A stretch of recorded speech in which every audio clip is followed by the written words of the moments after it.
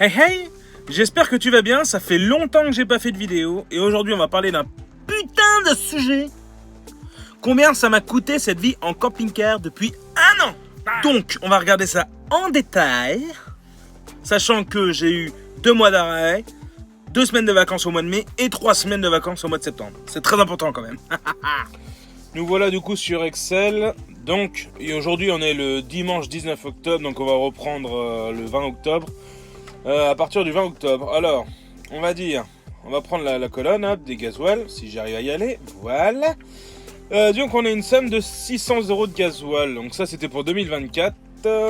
Et en 2025 jusqu'au 20 octobre, donc jusqu'à aujourd'hui on va dire, on en est à 1250. 1250 plus 525, ça nous donne 1700 € environ de gasoil. Ce qui est pas énorme, mais ce qui est pas non plus très peu. Ensuite, nous allons regarder le gaz, donc le 20 octobre toujours. À partir du 20 octobre, donc sachant que j'étais en vacances, pas en vacances, mais en arrêt début novembre jusqu'à la fin de l'année, hein, je suis à 533 € de gaz pour l'année 2024. Et donc jusqu'aujourd'hui, 527 € de gaz, donc je vais être à peu près à 1000 € de gaz pour un an. Sachant que le gaz, je m'en servais l'année dernière pour le frigo et tout ça. Aujourd'hui le frigo il est à compression, donc au 220 volts, donc ça consomme moins. Après au mois de mai j'ai mis pas mal de chauffage. Parce que j'étais en Bretagne, il faisait pas très chaud. Par contre, mes dernières vacances, en Espagne, pas beaucoup de chauffage, hein, il faisait tellement chaud que et que voilà. C'est pour ça d'ailleurs on voit très bien sur le tableau mes périodes de vacances, notamment ici, voilà, au mois de mai. Donc voilà, j'ai mis quand même 300 balles de gasoil en un mois.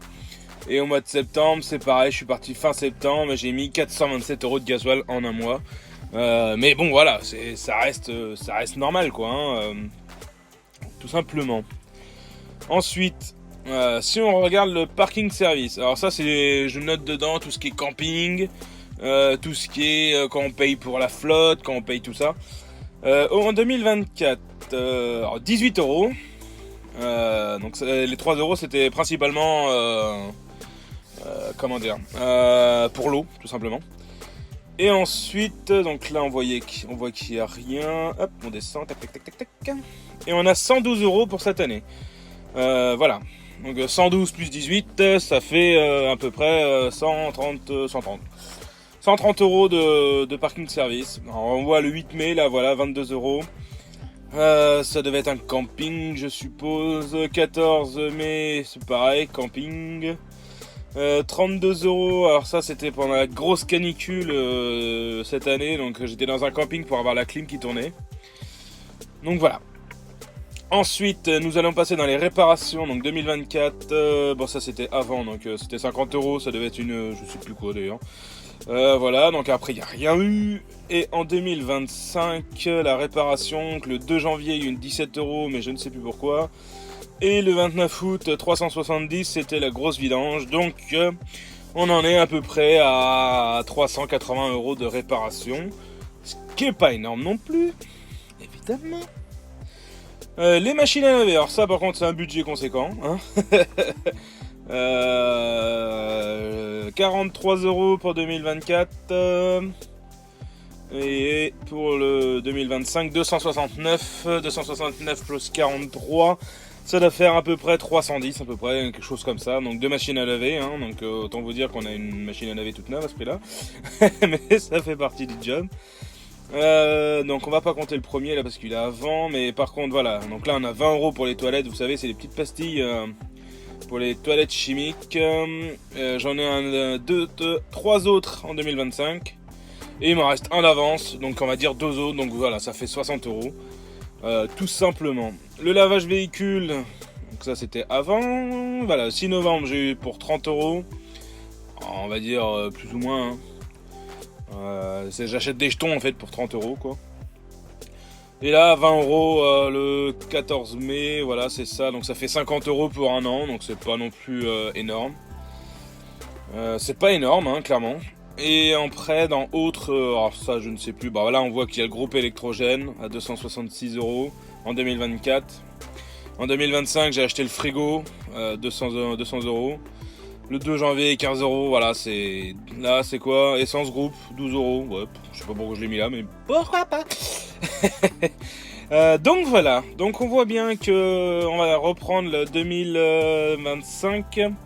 J'en ai eu un pour un total de 2848 euros. Entre le gasoil, le gaz, le parking service, les réparations, la machine à laver, les produits toilettes. Donc voilà. Donc les principales dépenses. Ouais, principales d'ailleurs, c'est ça. Hein. C'est le gaz et le gasoil. Donc 1777 euros pour l'année 2025. Plus 1124, donc 2007, 2008, 2840 à peu près euros de gasoil et gaz en un an. Sachant que la semaine je suis pas là, donc le camping-car ne bouge pas et que tout ça, et que je chauffe au minimum hein, l'hiver quand même pour avoir comment dire, pour que rien ne gèle et que voilà, que l'humidité s'installe pas. Donc voilà, on en est là. Ben, c'est pas, voilà, c'est pas des grosses dépenses. On va dire que j'ai un budget, on va dire de 3004, 3005. Ah bah de toute façon, on va regarder hein, ensemble. Hein. Allez, hop, tac, tac, tac, hop. 1235 euros pour 2024 plus 2848 euros. Merde, je sais plus combien que j'ai dit. Alors 2009 plus 1500, ça fait 3005. Ouais, 3400 à peu près, 3400 euros en un an de tout compris. Donc si on enlève le groupe électrogène, ça fait 300 euros de moins. Si on enlève le frigo, ça fait 200 euros de moins. Voilà, on doit être dans les 3000 quoi, 3000. Ouais, c'est ça, 3000 euros. De charges, on va dire, variables, si on peut appeler ça comme ça.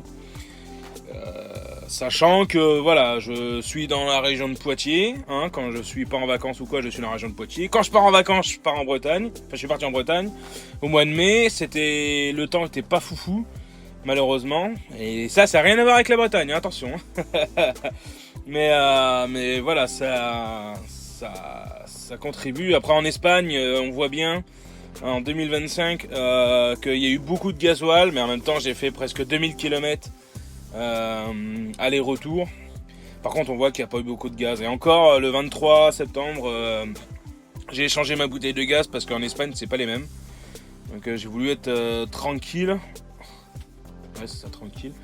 Et le 5 octobre, j'en ai racheté une parce que je revenais en France et du coup j'en avais une quand même qui avait été usée. Donc voilà. Tout simplement. Après j'ai des grosses machines à laver, donc on voit bien la 77777 tout ça. C'est les machines à laver que j'ai sur Loudun là où je travaille. En général ça coûte 4 euros la machine à laver plus 3 euros de sèche-linge. Après voilà les 13 euros ça c'est les grosses machines où je mets mes couettes et tout. 16, 11. Donc voilà, ça, mine de rien, ça prend un petit peu quand même. Enfin voilà, ça coûte un peu d'argent quand même d'habiter en camping-car, sachant que voilà, je vis quand même, je suis pas malheureux quoi. Mais pas de chauffage à 17 et tout ça quoi. Donc ce qu'on peut voir sur ce tableau, c'est que certes, c'est la vie nomade, donc on a des gros avantages, mais c'est pas non plus gratos quoi. Hein. Après, quand on voit que voilà, j'ai mis 500 balles de gasoil en Espagne, enfin pour voilà, comment dire, aller-retour. Faut savoir que du coup je tracte ma remorque, j'ai ma moto. Enfin voilà, l'ensemble fait 5 tonnes 4 hein, à tirer. Je suis passé par Libourne, Pau, le tunnel de Saint-Port. Après j'ai fait Escois, Saragosse. Et je me suis arrêté à Teruel, entre Valence et Saragosse. Donc c'est pas des régions très très plates non plus, donc j'ai un peu consommé. Après, j'ai envie de vous dire, le gasoil en Espagne qui était à 1,28€, bon, on s'en fout de consommer, hein.